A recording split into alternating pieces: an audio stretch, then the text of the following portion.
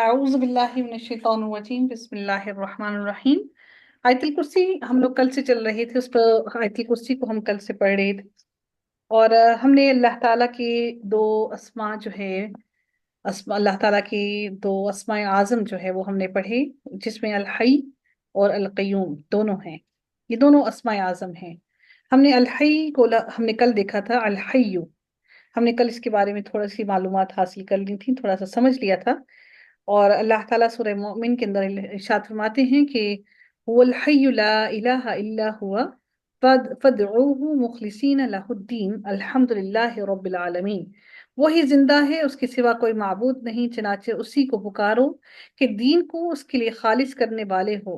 تمام تعریف اللہ تعالیٰ کے لیے ہے جو سارے جہانوں کا رب ہے۔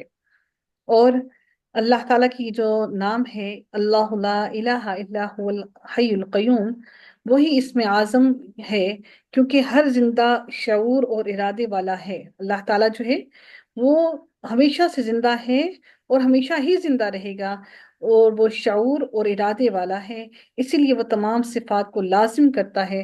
اگر اللہ تعالیٰ کی صفات میں سے کسی ایسی صفت پر اکتفا کرنا ہوتا جو دیگر صفات کو لازم کرے تو صفت الحی سے کیا جاتا۔ یعنی میری بات کو سمجھنے کی کوشش کیجئے گا کہ اگر اللہ تعالیٰ کی تمام صفات کو اکٹھا کر کے ایک صفت بنائی جاتی تو تفسیر مجموع الفتاوی میں لکھا ہوا ہے کہ اگر تمام اللہ تعالیٰ کی صفات کو اکٹھا کر کے ایک صفت بنائی جاتی تو وہ صفت ہوتی الحی، یعنی کہ ہمیشہ سے زندہ رہنے والا، ہمیشہ ہی ہے، ہمیشہ سے ہے اور ہمیشہ ہی زندہ رہے گا۔ تو اللہ تعالیٰ کی یہ صفت جو ہے یہ اتنی اہم اور اتنی بڑی صفت ہے، الحی القیوم۔ اللہ تعالیٰ کی اسماء مبارکہ میں سے دو نام ہیں، اور وہ کیا ہیں؟ الحی القیوم۔ اور وہ دونوں اپنے اندر تمام کی تمام صفات اپنے اندر مکمل رکھے ہوئے ہیں۔ یہ جو دو صفات ہیں نا اللہ تعالیٰ کی، الحی القیوم، یہ بیسیکلی اب اللہ تعالیٰ کی تمام صفات کا مجموعہ سمجھ لیں ان کو، کہ اس کے اندر تمام صفات کو یکسانیت مل گئی، تمام صفات اکٹھی ہو گئیں ان دو صفات کے اندر۔ یعنی وہ ہمیشہ سے ہے، ہمیشہ سے تھا، ہے اور ہمیشہ رہے گا۔ اور قیوم کہ وہ قائم، وہ ہے، قائم بھی ہے اور وہ قائم رکھنے والا بھی ہے چیزوں کو، اسی کے ہاتھ میں ہے تمام کی تمام چیزوں کے، تمام کی تمام چیزوں کے اسباب، اور اللہ تعالیٰ کے ہاتھ میں ہی تمام کی تمام چیزوں کی معاملات ہیں۔ جو چیز کو قائم رکھنے والا ہے سے مراد کیا ہے کہ وہ ذات ہے جو خود قائم ہو اور دوسروں کا قیام اس سے ہو، یعنی وہ خود قائم ہے اور دوسروں کا قیام کیا ہوا ہے اس نے، یعنی کہ دوسروں کو اس نے قائم کیا ہے، وہ خود قائم ہے اور دوسروں کا قیام کیا ہے اس نے۔ اس میں اللہ تعالیٰ کی وہ تمام افعال شامل ہو جاتے ہیں جن میں وہ جو چاہے وہ کرتا ہے، وہ اس میں نزول کرنا، اللہ تعالیٰ کی کتابوں کا نزول کرنا، اللہ تعالیٰ کا پیدا کرنا انسانوں کو، تمام چیزوں کو، اللہ کا رزق دینا، موت دینا، زندہ کرنا، اور تمام کی تمام کائنات کی ہر چیز جو اللہ تعالیٰ نے قائم کی، وہ کیا کیا ہیں جن کا قیام اللہ نے کیا، وہ کون کون سی ہیں؟ سورج، آسمان، ستارے، زمین، کائنات کی ہر چیز، اس میں دونوں چیزیں آ گئیں۔ یہ دو اسماء اعظم ہیں اللہ تعالیٰ کے، جن کے اندر اگر ہم اللہ تعالیٰ کی تمام صفات کو اگر اکٹھا کرنا چاہیں تو ان دونوں کے اندر اکٹھا کر سکتے ہیں۔ اگر ہم ان الفاظ کی گہرائیت کو جاننا چاہیں تو شاید کتنا ہی عرصہ نکل جائے اور ہم ان دو الفاظ کی گہرائیت کو نہ جان سکیں۔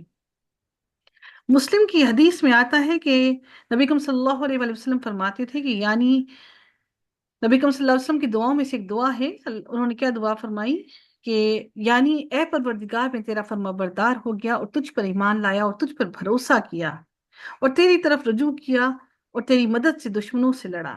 اے میرے مالک، میں تیری عزت کی پناہ مانگتا ہوں، کوئی برحق معبود نہیں سوائے تیرے، اس بات سے کہ تو بھٹکا دے مجھ کو، تو وہ زندہ ہے جو کبھی نہیں مرتا، جن اور آدمی مرتے ہیں۔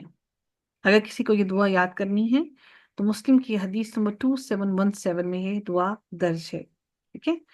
اور رسول اللہ صلی اللہ علیہ وآلہ وسلم نے یہ بھی فرمایا کہ اللہ تعالیٰ ہمیشہ سے ہے اور اس سے پہلے کوئی چیز نہ تھی، اللہ تعالیٰ کے سے پہلے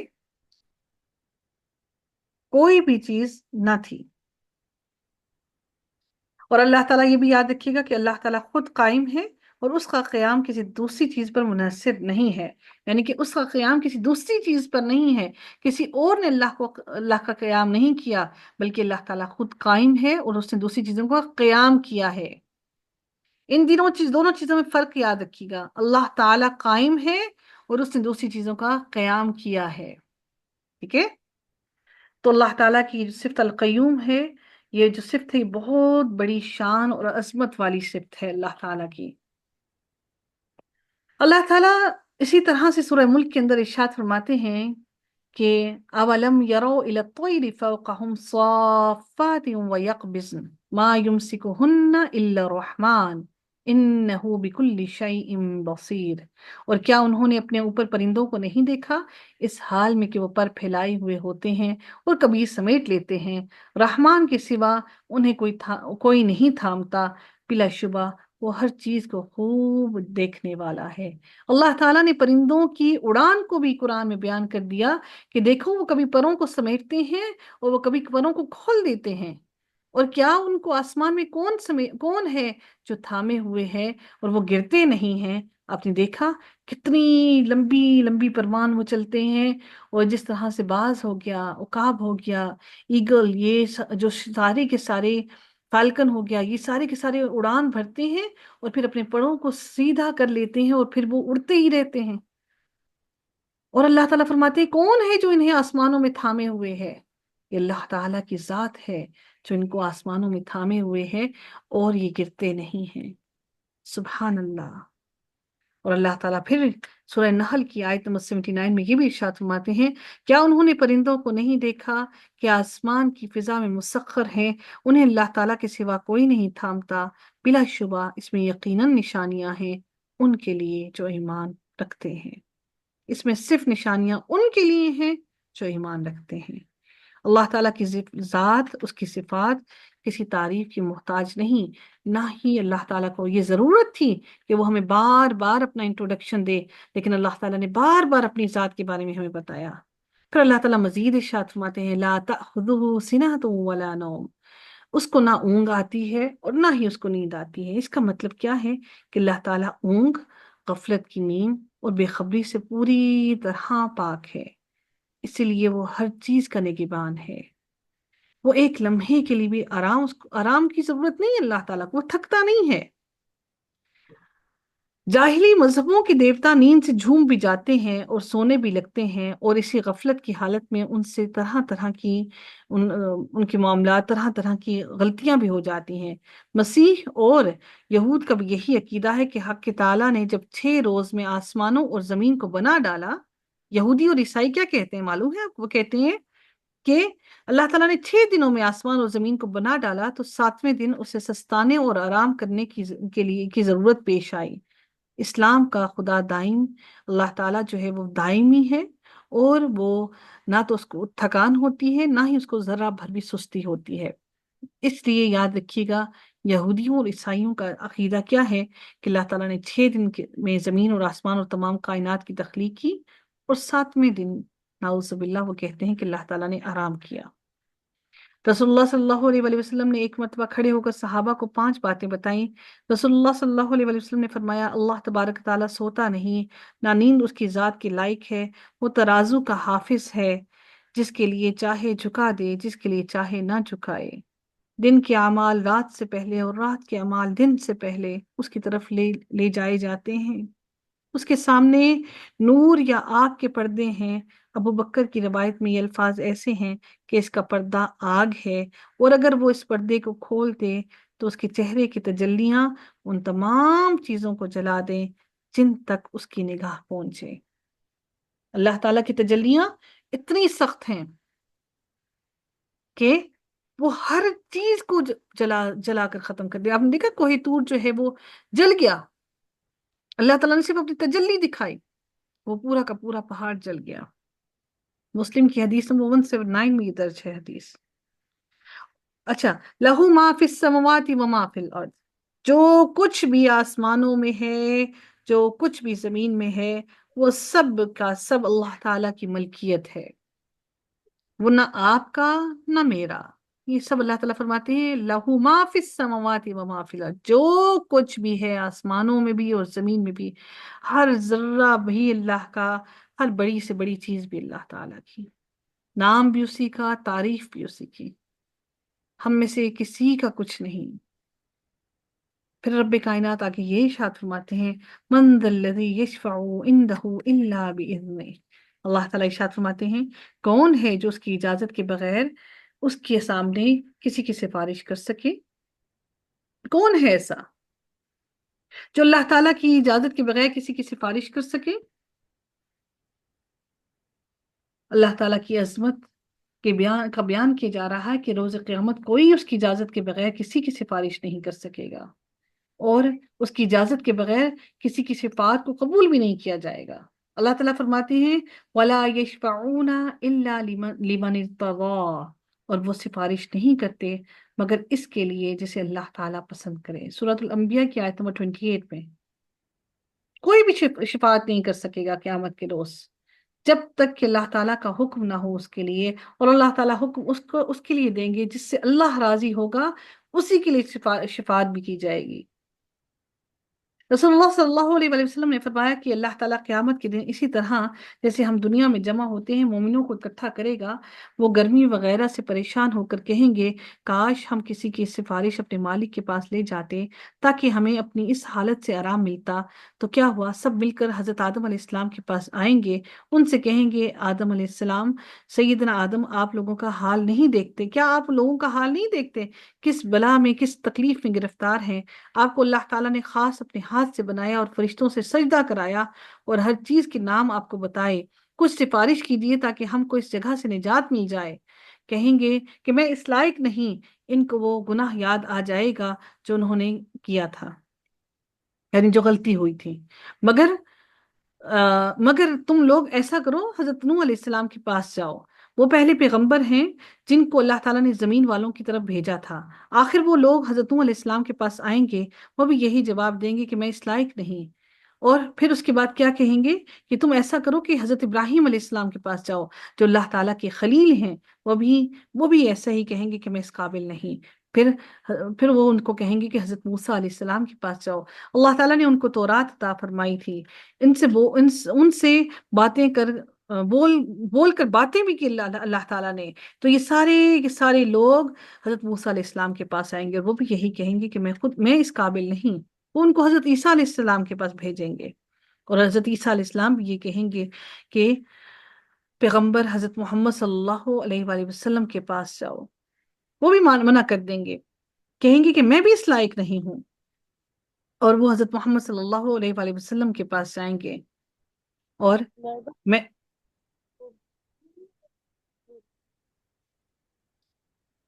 और मोहम्मद सल्लल्लाहु अलैहि वसल्लम के पास जाएंगे और उनसे कहेंगे कि आप हमारी शिफात कीजिए, और नबी अकरम सल्लल्लाहु अलैहि वसल्लम से कहेंगे कि आप हमारी शिफात कीजिए। तो उस वक्त क्या होगा कि जब वो नबी अकरम सल्लल्लाहु अलैहि वसल्लम के पास जाएंगे, तो अब ये बात हम सब जानते हैं कि नबी अकरम सल्लल्लाहु अलैहि वसल्लम भी शिफात उस वक्त तक नहीं कर सकेंगे जब तक कि अल्लाह ताला का हुक्म ना होगा, जब तक कि अल्लाह का हुक्म ना होगा। आखिर ये सब लोग जमा होकर जब नबी अकरम सल्लल्लाहु अलैहि वसल्लम फरमाते हैं कि मेरे पास आएंगे तो मैं चलूंगा और अपने परवरदिगार की बारगाह में हाजिर होने की इजाजत मांगूंगा, मुझको इजाजत मिलेगी, मैं अपने परवरदिगार को देखते ही सजदे में गिर पड़ूंगा, और जब तक उसको मंजूर है वो मुझको सजदे में ही पड़ा रहने देगा। इसके बाद हुक्म होगा मोहम्मद अपना सर उठाओ और अर्ज करो, तुम्हारी अर्ज सुनी जाएगी, तुम्हारी दरख्वास्त मंजूर होगी, तुम्हारी सिफारिश कबूल होगी, इस मकबूल होगी। इस वक्त मैं अपने मालिक की ऐसी तारीफें करूंगा जो मुझको सिखा चुका है, यानी जो जो लफ्ज अल्लाह ने मुझे सिखाए वो सब करूंगा। फिर लोगों की सिफारिश शुरू करूंगा, सिफारिश की एक हद मुकर्रर कर दी जाएगी, मैं उनको बहशत में ले जाऊंगा, फिर लौट कर अपने परवरदिगार के पास हाजिर होऊंगा और उसको देखते ही सजदे में गिर पड़ूंगा, जब तक परवरदिगार चाहेगा मुझको सजदे में रहने देगा। इसके बाद इरशाद होगा मोहम्मद अपना सर उठाओ, जो तुम कहोगे सुना जाएगा और सिफारिश करोगे तो कबूल होगी। फिर मैं अपने परवरदिगार की ऐसी तारीफें करूंगा जो अल्लाह ताला ने मुझे सिखाई। इसके बाद सिफारिश करूंगा, लेकिन सिफारिश की फिर उन्होंने यही कहा कि एक हद होगी। फिर मैं एक एक लोगों के कुछ कुछ एक टोले को लेकर जन्नत की तरफ जाऊंगा और उसको देखते ही सजदे में गिर पड़ूंगा जब तक मेरा परवरदिगार चाहेगा। अब ये मामला होता रहा और इस तरह से वो लोगों को जन्नत की तरफ लेकर जाएंगे, हजरत मोहम्मद सल्लल्लाहु अलैहि वसल्लम। इसके बाद इरशाद होगा, मोहम्मद अपना सर उठाओ, जो तुम कहोगे सुना जाएगा और सिफारिश करोगे तो कबूल होगी। फिर मैं अपने परवरदिगार की फिर वही तारीफें बयान करूंगा और फिर सिफारिश मेरी कबूल की जाएगी, लेकिन सिफारिश की भी एक हद होगी। फिर क्या नबी करीम सल्लल्लाहु अलैहि वसल्लम ने क्या इरशाद फरमाया कि मैं इनको बहशत के मैं ले जाऊंगा, फिर लौट कर अपने परवरदिगार के पास हाजिर होऊंगा और अर्ज करूंगा, या पाक परवरदिगार, अब तो दोजख में ऐसे ही लोग रह गए हैं जो कुरान के बामूजब दोजख में ही हमेशा रहने के लायक हैं, यानी कि काफिर और मुशरिक। अनस रज़ियल्लाहु ताला अन ने कहा, नबी अकरम सल्लल्लाहु अलैहि वसल्लम ने फरमाया, दोजख से वो लोग भी निकाल लिए जाएंगे जिन्होंने ला इलाहा इल्लल्लाह कहा होगा और उनके दिल में चूंटी बराबर ईमान होगा। बुखारी की हदीस नंबर 7410 में इतनी डिटेल से नबी करीम सल्लल्लाहु अलैहि वसल्लम अल्लाह ताला के सामने सर बसजूद ही रहेंगे जब तक कि अपनी उम्मतियों को इधर आओ ना, नहीं है जन्नत यार। में ले जाएं। आप सब सिर्फ ये सोचिए कि हमारे नबी कितनी कोशिश करेंगे कि हम सबको जन्नत में ले जाएं, तो हम कौन से दीन की तरफ हम कौन से दीन की इक्तदा करने वाले हैं, हम कौन से दीन की पैरवी करने वाले हैं, हम कौन से दीन पर चलने वाले हैं, हमने कौन सी बिद्दतों को शामिल कर लिया। हमारी नबी से क्या ये मोहब्बत है? नबी पाक ने ये फरमाया कि मैं जितना अरसा अल्लाह चाहेगा मैं उतना अरसे तक सजदे में रहूंगा, किसी की सिफारिश कबूल नहीं की जाएगी और अल्लाह जिसके लिए चाहेगा सिफारिश कबूल करेगा। नबी पाक को एक एक उम्मती की खबर होगी कि कौन कौन सा उम्मती जहन्नुम में है। वो एक एक उम्मती के लिए अल्लाह ताला से सिफारिश करेंगे, अल्लाह ताला से कहेंगे, गिड़गिड़ाएंगे और सजदा करेंगे। और नबी पाक ने फरमाया कि मैं वो तारीफ बयान करूंगा अल्लाह ताला की जो जो मुझे सिखा दिया, क्या कि मेरे उम्मती को अल्लाह ताला बख्श दे और उसको जहन्नुम की आग से निकाल दे। क्या ही वो मंजर होगा कि हर कोई अपनी जान बचाने की कोशिशों में होगा और हमारे नबी पाक सल्लल्लाहु अलैहि वसल्लम उम्मती उम्मती कहते हुए अपनी उम्मत को बचाने की परेशानी में होंगे।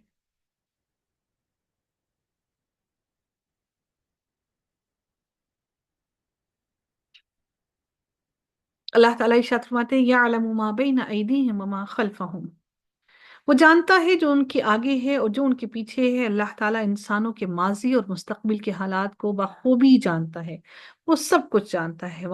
बैन अयदीहिम से मुराद उनसे पहले की दुनिया के मामलात और वमा खल्फिहिम से मुराद उनकी आखिरत का मामला है कि अल्लाह ताला हर चीज को जानता है। जो कुछ वो महसूस करते हैं और जो कुछ वो समझते हैं, अल्लाह ताला वो सब कुछ जानता है। वो हर हर चीज से वाकिफ है, वो हर हर चीज का इल्म रखता है। और अल्लाह ताला का इरशाद है कि वो गैब की कुंजियां उसी के पास हैं, इसके सिवा कोई नहीं जानता। और वो खुश्की और समंदर की हर चीज को जानता है और कोई पत्ता नहीं गिरता मगर वो उसे भी जानता है। और जमीन की तारीकियों में कोई दाना नहीं गिरता और ना कोई तर चीज और ना कोई खुश्क चीज, मगर सब खुली किताब में है। सब कुछ लिखा हुआ है लोहे महफूज के अंदर। सूरह अल अनाम की आयत नंबर 59 में अल्लाह ताला ने ये इरशाद फरमाया। नबी करीम सल्लल्लाहु अलैहि वसल्लम ने इस बारे में ये भी इरशाद फरमाया कि गैब की 5 कुंजियां हैं जिन्हें अल्लाह ताला के सिवा और कोई नहीं जानता। अल्लाह ताला के सिवा और कोई नहीं जानता कि माँ के पेट में क्या है। अल्लाह ताला के सिवा और कोई नहीं जानता कि कल क्या होगा। अल्लाह ताला के सिवा और कोई नहीं जानता कि बारिश कब आएगी। अल्लाह ताला के सिवा और कोई नहीं जानता कि किस जगह कोई मरेगा। और अल्लाह ताला के सिवा कोई नहीं जानता कि क़यामत कब बर्पा होगी। ये सारी गैब की कुंजियां अल्लाह ताला के हाथ में हैं। हम कहते हैं कि हमारी फलां चीज गुम हो गई, हम किसी से हिसाब करवा लें, तो वो क्या वो गैब नहीं है? गैब क्या है? जो आपके सामने हाजिर नहीं। और गैब तो अल्लाह ताला के सिवा कोई नहीं जानता। کہ اپنے عقائد کو خراب کرنا، اور یہ شرک ہے، یہ شرک ہے، اس کی کوئی معافی نہیں۔ اللہ تعالیٰ ارشاد فرماتے ہیں وَلَا يُحِيطُونَ بِشَيْءٍ مِّنْ عِلْمِهِ إِلَّا بِمَا شَاءَ۔ بہت سے لوگ یہ کہتے ہیں، آج اس عقیدے کو بھی درست کر لیتے ہیں، بہت سے لوگ یہ کہتے ہیں کہ اللہ تعالیٰ جو ہے وہ ہر جگہ پر ہے۔ ہم نے بھی بچپن سے جو تشریح کرتے رہے حمد کی، وہ یہی کرتے رہے کہ اللہ تعالیٰ ہر جگہ پر ہے، اللہ تعالیٰ یہاں وہاں ہر جگہ پر موجود ہے۔ نہیں، اللہ تعالیٰ اپنے عرش پر، آسمانوں پر ہے، اس کو زمین پر آنے کی ضرورت نہیں ہے۔ اگر وہ زمین پر آیا تو آپ تو اللہ تعالیٰ کی وہ بہت بڑی جو صفت ہے علیم، جاننے والی کی، وہ آپ اس بصیر، دیکھنے والا، آپ تو اللہ تعالیٰ کی اس صفات کے انکاری ہو گئے۔ اللہ تعالیٰ سب کچھ سننے والا، دیکھنے والا ہے۔ اللہ تعالیٰ کی ذات اتنی بڑی ہے، اللہ تعالیٰ خود فرماتے ہیں واسیہ کرسیہ السماوات والارض۔ اللہ تعالیٰ فرماتے ہیں کہ اس کی کرسی جو ہے، اللہ تعالیٰ کا جو عرش ہے، وہ اس قدر بڑا ہے کہ اس کی کرسی نے احاطہ کیا ہوا ہے، گھیرے ہوئے ہے تمام کے تمام آسمانوں کو بھی اور زمین کو بھی۔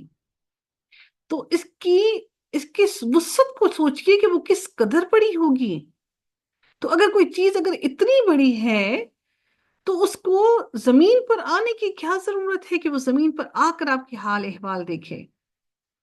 تو اللہ تعالیٰ فرماتے ہیں وَلَا يُحِيطُونَ بِشَيْءٍ مِّنْ عِلْمِهِ إِلَّا بِمَا شَاءَ، اور وہ اس کے علم میں سے کسی چیز کا بھی احاطہ نہیں کر سکتے مگر جتنا وہ چاہے۔ اللہ تعالیٰ کی معلومات کے بارے میں کوئی علم نہیں رکھتا، اس کے بارے میں انسان اتنا ہی جانتے ہیں جتنا اس نے خود علم دیا ہے۔ اللہ تعالیٰ کے علم سے کوئی چیز انسان کو تب ملتی ہے جب وہ خود دینا چاہے۔ میری بات یاد رکھیے گا، آج اگر آپ یہ قرآن کو سیکھنے کے لیے بیٹھے ہیں، عربی کو سیکھنے کے لیے بیٹھے ہیں، تو یہ اللہ تعالیٰ نے چاہا تو وہ آپ کو یہ علم دینا چاہ رہا ہے تو آپ سیکھ رہے ہیں۔ وہ جب دینا بند کر دے گا، چاہنا بند کر دے گا، وہ اس رزق کے دروازے بند کر دے گا تو آپ کے دروازے بند ہو جائیں گے۔ ہم کیسے کہہ لیتے ہیں کہ ہم نے ڈگریاں حاصل کر لی، ہم بہت پڑھے لکھے ہیں، جب رب کائنات نے یہ رزق کے دروازے بند کر دیے تو دروازے بند، علم ختم۔ تو اللہ تعالیٰ علم جب انسان کو دینا چاہے تو وہ تبھی ملتا ہے جب وہ اللہ دینا چاہے۔ اللہ دینا نہ چاہے تو کوئی لے نہیں سکتا۔ بہت سارے لوگ آ کے بہت ساری حجتیں بیان کرتے ہیں ہمارے ساتھ، فلاں فلاں فلاں فلاں مسئلہ ہے، ہم اس وجہ سے نہیں علم حاصل کر پا رہے، ہمارے پاس فلاں ٹینشن ہے، ہمارا فلاں کا مسئلہ ہے، ہماری ساس کا، ہماری نندوں کا، ہماری جٹھانی کا، ہماری ساس بری، ہماری نندیں بری، میرے بچے چھوٹے تنگ کرتے ہیں۔ کبھی یہ نہیں سوچا کہ اللہ تعالیٰ نے راستے ہی بند کر دیے؟ اگر علم کی اتنی اہمیت نہ ہوتی تو نبی پاک کبھی یہ نہ کہتے کہ ماں کی گود سے لے کر لحد تک، قبر تک علم حاصل کرو۔ آج اس کی اہمیت کا اندازہ بخوبی ہوتا ہے کہ وہ دل اور وہ ذہن سکون ہی نہیں پاتے جو علم سے خالی ہوں، جو مسلسل علم کی جستجو نہ رکھتے ہوں اور جو مسلسل علم سے جڑے ہوئے نہ ہوں۔ اللہ تعالیٰ ارشاد فرماتے ہیں کہ اللہ تعالیٰ کے علم نے تمام کی تمام چیزوں کا احاطہ کیا ہوا ہے، اور اس کی کرسی آسمانوں اور زمین کو سموئے ہوئے ہے۔ وہ اتنی بڑی ہے کہ آسمان اور زمین کی ہر چیز کے اوپر اس کی وسعت اتنی بڑی ہے، اتنی وسیع ہے۔ سیدنا ابو ذر غفاری کہتے ہیں کہ میں مسجد الحرام میں داخل ہوا اور رسول اللہ صلی اللہ علیہ وآلہ وسلم کو اکیلے دیکھ کر آپ کے پاس آ کر بیٹھ گیا۔ سبحان اللہ، وہ منظر بھی دیکھیے کہ جب وہ اکیلے پاتے نبی کو اور نبی کے پاس جا کر بیٹھتے، ملتے، باتیں کرتے، کتنے ہی خوش نصیب وہ لوگ تھے۔ ہم تو ایسی محفلوں سے بھاگتے ہیں۔ میں نے کہا اے اللہ کے رسول، کون سی آیت افضل ہے جو آپ پر نازل ہوئی؟ آپ صلی اللہ علیہ وآلہ وسلم نے فرمایا آیت الکرسی۔ اللہ تعالیٰ کی اس وسیع کرسی کے مقابلے میں 7 آسمان اس طرح ہیں جیسے بیابان زمین میں کوئی چھلا پڑا ہو۔ چھلا پتہ ہے نا، یہ جو رنگ ہوتی ہے، یعنی کہ کیا کہتے ہیں اس کو، وہ جو छल्ला यानी कि एक रिंग सी होती है जिसके ऊपर कोई मोती वगैरह नहीं, एक छोटा सा छल्ला पड़ा हो। और फिर कुर्सी के मुकाबले में अल्लाह ताला का अर्श इस तरह है जैसे उस छल्ले के मुकाबले में बियाबान जमीन का वजूद हो। यानी वो जो एक छल्ला इतनी छोटी सी चीज है, पूरी बियाबान जमीन के ऊपर एक छोटी सी चीज है। और अल्लाह फिर आगे ये भी कहा गया कि वो अर्श जो है वो इस तरह है जैसे उस छल्ले के मुकाबले में वो बियाबान जमीन, यानी कि इतनी बड़ी जमीन हो। वो एक छोटा सा छल्ला, पूरी कायनात इतनी सी है अल्लाह ताला के सामने, वो एक छोटा सा छल्ला है जितनी बस। अल्लाह ताला की कुर्सी इस कदर वसी है, इतनी बड़ी है। वला यऊदुहु हिफ्जुहुमा वहुवल अलियुल अजीम। वला यऊदुहु हिफ्जुहुमा, और इन दोनों की हिफाजत उसे नहीं थकाती। अल्लाह ताला ने आसमानों और ज़मीन की हिफाजत के बारे में जिक्र फरमाया है कि इस पर गिरा नहीं, लेकिन इन दोनों में जो कुछ मौजूद है उनकी हिफाजत के मुतल्लिक कुछ नहीं फरमाया। अल्लाह ताला ने इन दोनों में मौजूद चीज़ों का जिक्र नहीं फरमाया क्योंकि इन दोनों की हिफाजत के बारे में, हिफाजत के ज़मन में इनके बारे में उनमें मौजूद चीज़ों की भी हिफाजत है। यानी कि तो जो जो चीज़ें ज़मीन और आसमान में हैं उन सब की हिफाजत अल्लाह ताला को नहीं थकाती।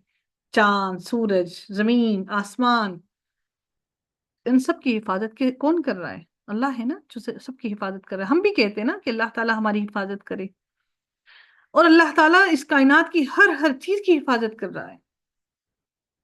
ये सिर्फ इससे मुराद ये नहीं है कि आसमान और जमीन की हिफाजत नहीं, बल्कि इनके अंदर तमाम की तमाम, आसमान और जमीन को क्यों कह दिया? एक मखलूक आसमानों की, एक मखलूक जमीन की, एक आसमान की कायनात, एक जमीन की कायनात।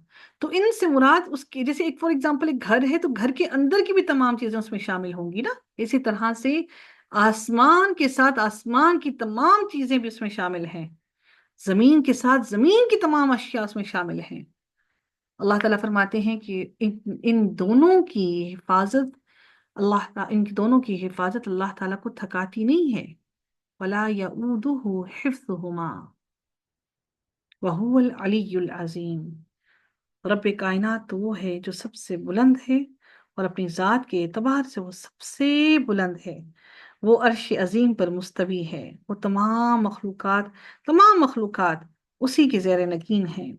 वो बुलंद और शान वाला है, वो सबसे ऊंचा है, वो काहिर है, वो वाहिद है, वो अजीम है, वो सबसे बड़ा है, वो कमाल दर्जे का है, वो अजमत और शान वाला है। वाहुवल अलीयुल अजीम। सबसे बड़ा ये होने पर, यकीन होने की वजह से मोमिन की तबीयत में झुकाव पैदा होता है।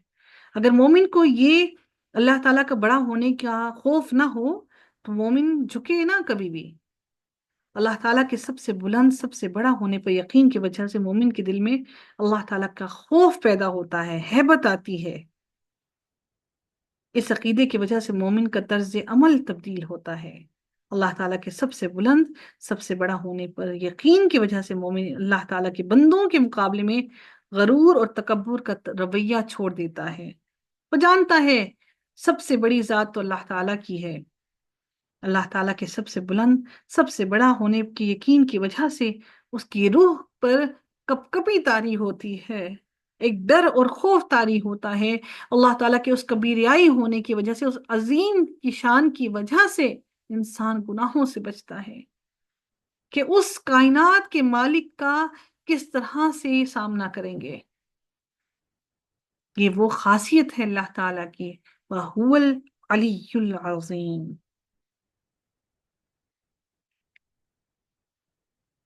ला इकराह फिद्दीन। अल्लाह ताला इरशाद फरमाते हैं ला इकराह फिद्दीन, दीन में कोई जबरदस्ती नहीं। इससे मुराद ये हरगिज ना लीजिएगा कि हम नमाज रोजे के लिए किसी के साथ जबरदस्ती नहीं कर सकते। इससे मुराद सिर्फ ये है कि आप किसी और को इस्लाम में शामिल करने के लिए जबरदस्ती नहीं कर सकते। लेकिन अगर नमाज नहीं पढ़ते, रोजे नहीं रखते, तो उसके लिए जबरदस्ती करना हम पर लाजिम है। अगर बच्चे नमाज की तरफ नहीं आते, रोजे नहीं रखते, कुरान की तरफ नहीं आते, दीन के ऊपर अमल नहीं करते, बेहयाई करते हैं, अच्छा लिबास नहीं पहनते, अल्लाह ताला की हदूद से बाहर निकलने की कोशिश करते हैं, तो उनके लिए जबरदस्ती है। इनमें वो लोग शामिल हैं जो मुसलमान नहीं हैं। ला इकराह फिद्दीन, دین میں شامل کرنے کے لیے کوئی زبردستی نہیں ہے، کیونکہ دین جب تک دل سے نہ مانا جائے دین میں شامل ہو نہیں سکتے۔ اللہ تعالیٰ پھر مزید ارشاد فرماتے ہیں، اچھا ہوا ایسا تھا کہ انصار کے کچھ لوگ یہودی یا عیسائی ہو گئے، بعد میں انہوں نے اسلام قبول کر لیا، تو انہوں نے اپنی اولاد کو بھی جو یہودی اور عیسائی تھے، جو ہو چکے تھے، ان کو زبردستی مسلمان بنانا چاہا، تو اس سلسلے میں اللہ تعالیٰ نے یہ آیت نازل کی، لا اکراہ فی الدین۔ اس آیت کا شان نزول یہ ہے کہ مدینہ کی مشرکہ عورتیں جب انہیں اولاد نہ ہوتی تھی تو نظر مانتی تھیں کہ اگر ہمارے ہاں اولاد ہوئی تو ہم اسے یہود بنا دیں گے، یہودیوں کے سپرد کر دیں گے۔ اسی طرح ان کے بہت سے بچے یہودیوں کے پاس تھے۔ جب یہ لوگ مسلمان ہوئے اور اللہ تعالیٰ کے دین کے انصار بنے، یہودیوں سے جنگ ہوئی اور ان کی اندرونی سازشوں اور فریب اور ان کی مکاریوں سے نجات پانے کے لیے جب وہ نبی کریم صلی اللہ علیہ وسلم نے ان کو یہ حکم جاری فرمایا کہ بنو النذیر کے یہودیوں کو جلا وطن کر دیا جائے، اس وقت انصاریوں نے اپنے بچے جو ان کے پاس تھے ان سے مانگے تاکہ اپنے بچوں کو اپنے ساتھ رکھ کر مسلمان بنا لیں۔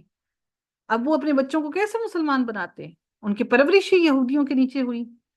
تو اللہ تعالیٰ نے یہ آیت نازل فرمائی کہ لا اکراہ فی الدین۔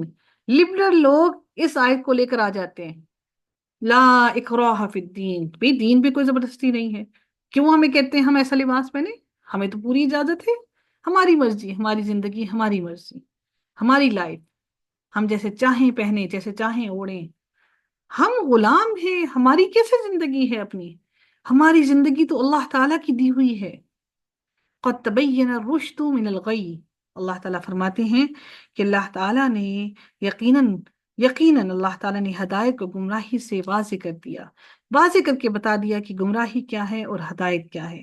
پھر اللہ تعالیٰ نے یہ بھی ارشاد فرما دیا، فَمَن يَكْفُرْ بِالطَّاغُوتِ وَيُؤْمِن بِاللَّهِ، چنانچہ جو باطل معبود کا انکار کرے اور اللہ تعالیٰ پر ایمان لائے، جو شخص اللہ تعالیٰ کے تمام شریکوں، بتوں اور تمام معبود جو معبود لوگوں نے بنا رکھے ہیں ان کو ترک کر دے، جن کی عبادت شیطان کی دعوت کرنے کی شیطان دعوت دیتا ہے، تو اللہ تعالیٰ کی توحید کو اگر اختیار کر لے اور سچے دل سے اگر وہ اللہ تعالیٰ پر ایمان لے آئے، اللہ تعالیٰ اس کے لیے کہتے ہیں وَيُؤْمِن بِاللَّهِ، کہ وہ اللہ تعالیٰ پر ایمان لے آئے، تو اللہ تعالیٰ کیا ہی خوبصورت بات کہتے ہیں، فَقَدِ اسْتَمْسَكَ بِالْعُرْوَةِ الْوُثْقَىٰ، تو اس نے بہت ہی مضبوط کڑا پکڑ لیا، یعنی اس نے مضبوط کڑا تھام لیا، یعنی وہ اپنے معاملے میں ثابت قدم رہا اور صراط مستقیم پر چل پڑا۔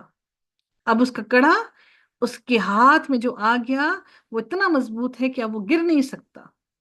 لا انفصام لها واللہ سمیع علیم۔ اب اس کی بنیادیں بھی مضبوط ہو گئیں۔ اب یہ کڑا ایسا ہے کہ جس نے کبھی نہیں ٹوٹنا، یہ ٹوٹے گا نہیں، یہ بڑا ہی مضبوط کڑا ہے۔ اور اس مضبوط کڑے کے بارے میں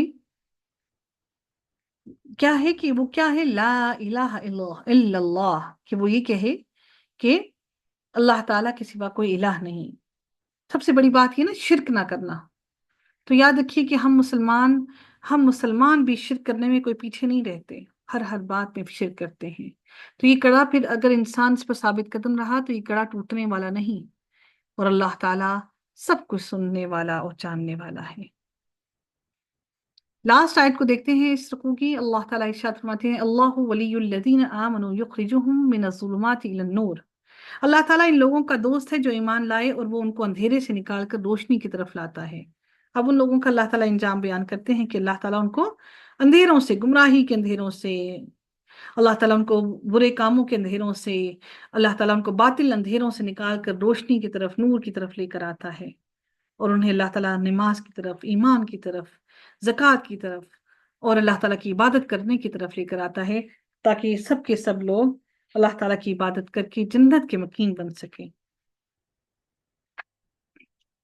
اور پھر اللہ تعالیٰ آگے یہ بھی ارشاد فرماتے ہیں، والذین کفروا اولیاءہم ہم الطاغوت، طاغوت کیا ہے؟ جو شیطان کے رستوں پر چلنے والے، اور جن لوگوں نے کفر کیا ان کے دوست باطل معبود ہیں۔ اولیاءہم طاغوت، کہ طاغوت جو ہے باطل معبود ان کے دوست ہیں۔ وہ ان کے باطل دوست کیا کہتے ہیں؟ ان کو روشنی سے، اس نور سے لے کر جاتے ہیں گمراہی کے اندھیروں کی طرف۔ اللہ تعالیٰ فرماتے ہیں اولئک اصحاب النار ہم فیہا خالدون، یہ طاغوت خود تو جائے گا جہنم میں ہی، ان سب کو بھی لے کر جائے گا جہنم میں۔ تو یہ وہ لوگ ہیں جو خود بھی جہنمی ہیں اور تمہیں بھی جہنم میں لے جانے کے لیے ہر وقت سرگرم ہیں، اور تمہیں بھی جہنم کا ساتھی بنانے کے لیے کوشاں ہیں۔ یہ خود بھی اس میں ہمیشہ رہیں گے اور تمہیں بھی اس میں ہمیشہ ہمیشہ کا مکین بنانے کے لیے سرگرم ہیں۔ وآخر دعوانا الحمد للہ رب